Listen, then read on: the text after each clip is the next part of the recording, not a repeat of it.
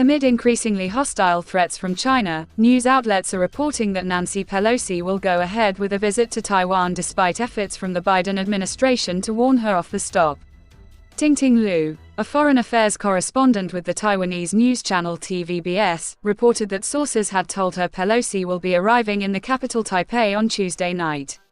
CNN also reported that the visit is expected to go ahead, citing a senior Taiwanese government official and a U.S. official. Taiwan's government has not publicly commented on the reports. Should Pelosi include Taiwan in her tour of Asia, it would be the first visit of a U.S. House Speaker in a quarter of a century. Beijing, which claims the self-governing island as its own province, has made clear it would see such a move as an unacceptable provocation. China on Monday stepped up its warning, saying that its military would not sit idly by if the visit happened. The U.S. official told CNN that in the face of that admonition, the Pentagon was working around the clock to monitor any Chinese movements in the region.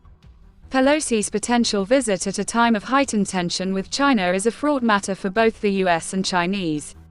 As House Speaker, she is third in line for the presidency after Joe Biden and Vice President Kamala Harris.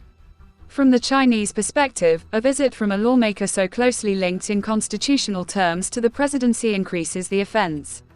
China's spokesperson, Zhao Lijian, said that because of Pelosi's status as the number 3 official of the U.S. government, a visit to Taiwan would lead to egregious political impact.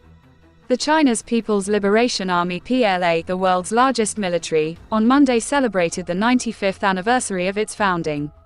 The potential Taiwan leg of Pelosi's tour is not yet in her public schedule.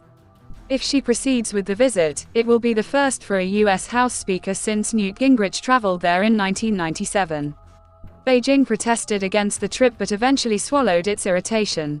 Officially, Pelosi will only visit Singapore, Malaysia, South Korea and Japan on this trip.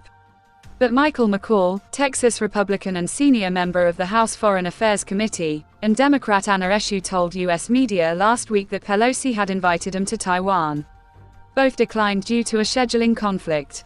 Pelosi's trip comes at a time of extreme geopolitical uncertainty in the region. On Monday, she and a 6-member congressional delegation held talks with Singapore's Prime Minister, Lee Hsien Loong. The Singaporean leader highlighted the importance of stable U.S.-China relations for regional peace and security, according to an official statement from Lee's office. In the run-up to Monday's PLA founding anniversary, the Chinese military conducted live-fire exercises near the Pingtan Islands off Fukien Province, according to the official Xinhua news agency on Saturday. The Maritime Safety Administration warned ships to avoid the area. Since reports of Pelosi's potential Taiwan trip emerged a fortnight ago, Beijing's state media outlets have intensified their criticism of U.S. policy on Taiwan.